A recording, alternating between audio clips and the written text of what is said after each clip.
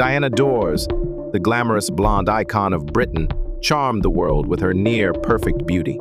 But behind the stage lights and bright smiles was a scandalous underworld of wild parties, where alcohol and sex mingled. More seriously, the shadow of allegations of crimes against young girls at these parties has cast a shadow over her legacy.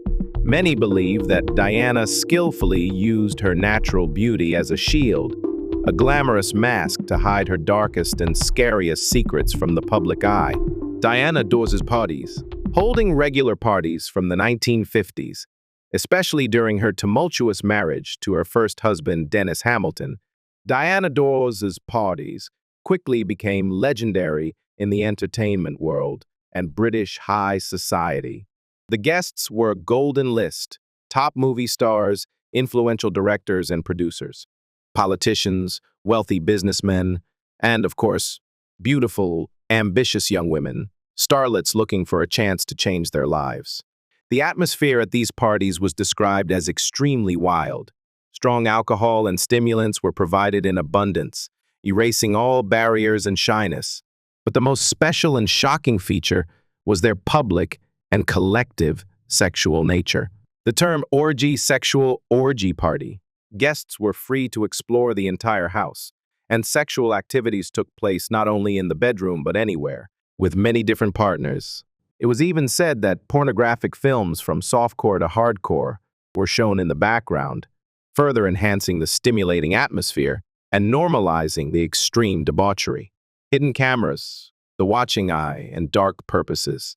The most shocking and disturbing truth, later revealed by Diana's son, Jason Lake, was that she and Dennis Hamilton had secretly installed 8M video cameras throughout the house.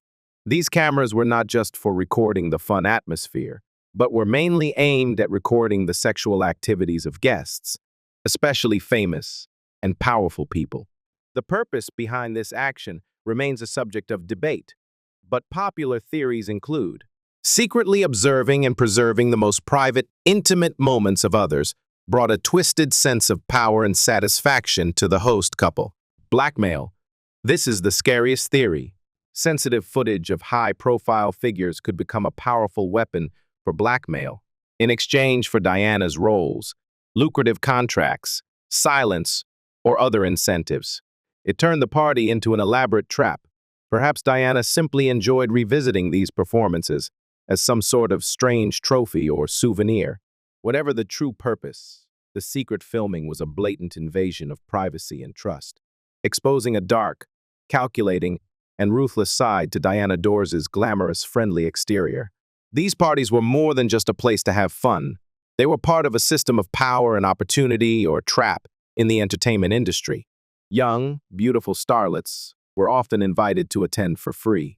In return, they were expected to have fun with powerful male guests, in the faint hope that this would lead to a role, a contract, or at least a relationship that would be beneficial to their careers. Jason Lake also alleges that the girls were coached to ensure their partners performed in the right angle, a detail that shows a level of exploitation and control. This turned the parties into a public spectacle. It exposed the brutal power differential between high-powered men and young women desperate for success. The line between consent, grudging acceptance, and coercion became extremely thin. Even more disturbing are the allegations that underage girls attended these parties and were victims of abuse by Diana herself or other powerful guests. If these allegations are true, they cast a horrifying shadow over the entire story, turning Diana from a rebel icon into a predator and abuser. For years, what happened at Diana Dors parties was largely the stuff of gossip and whispers.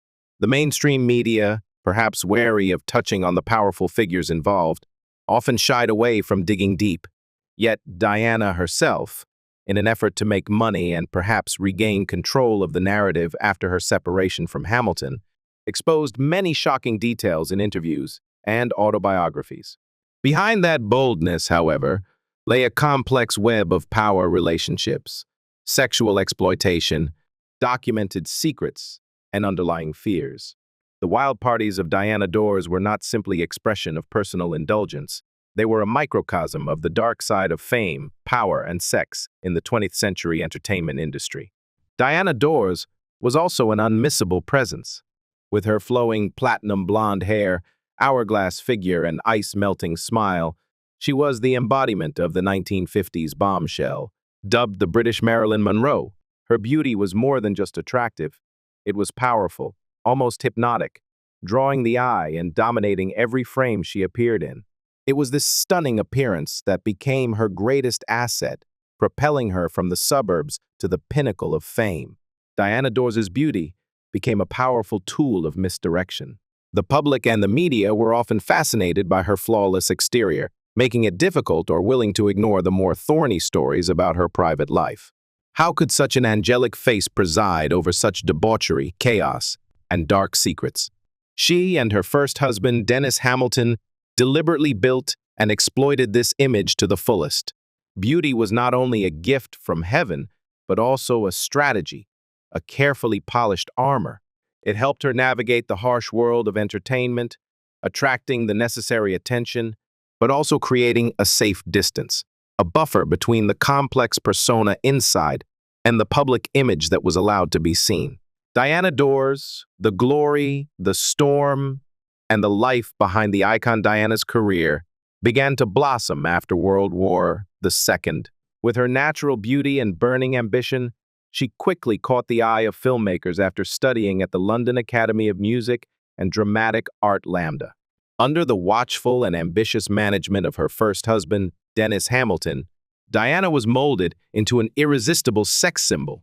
Her image was meticulously crafted: platinum blonde hair, hourglass figure, sexy clothes, and a confident, daring demeanor. She quickly became a familiar face on British screens in the 1950s. However, Diana's acting talent was not completely overshadowed by her bombshell image. She showed incredible depth in her role as a woman sentenced to death in the critically acclaimed Yield to the Night 1956, which earned her critical acclaim and a BAFTA nomination. However, it was her turbulent personal life and the scandals directed or conspired with by Hamilton that dominated the headlines.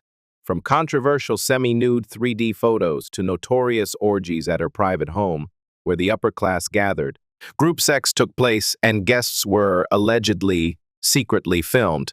Diana became the focus of criticism as well as curiosity. The Archbishop of Canterbury even publicly called her a stubborn whore. Her foray into Hollywood brought her a few roles but failed to achieve the superstar status she had hoped for. After a bitter and contentious divorce from Hamilton, Diana faced financial difficulties and even declared bankruptcy. She married a second time to comedian Richard Dawson, who later became famous in the U.S. as the host of Family Feud. This marriage brought her two sons, Mark and Gary, and a lull in scandal, although financial difficulties persisted. However, this marriage also ended in divorce. Undaunted, Diana continued to work tirelessly. She moved on to more varied roles on television, on stage, and in lower-budget films. She became a regular on talk shows, game shows, and even Christmas pantomimes, demonstrating remarkable resilience and adaptability. She also capitalized on her dramatic life by writing a series of candid, shocking autobiographies such as Swinging Doors, for adults only, behind closed doors, revealing details of her relationships, parties, and the dark side of showbiz, both to make money and to assert her story. Her third and final marriage was to actor Alan Lake in 1968. The relationship was described as passionate but also extremely stormy, with heated arguments and Lake's struggles with alcoholism. They had a son, Jason. Despite the turmoil, there seemed to be a deep love and strong bond between the two.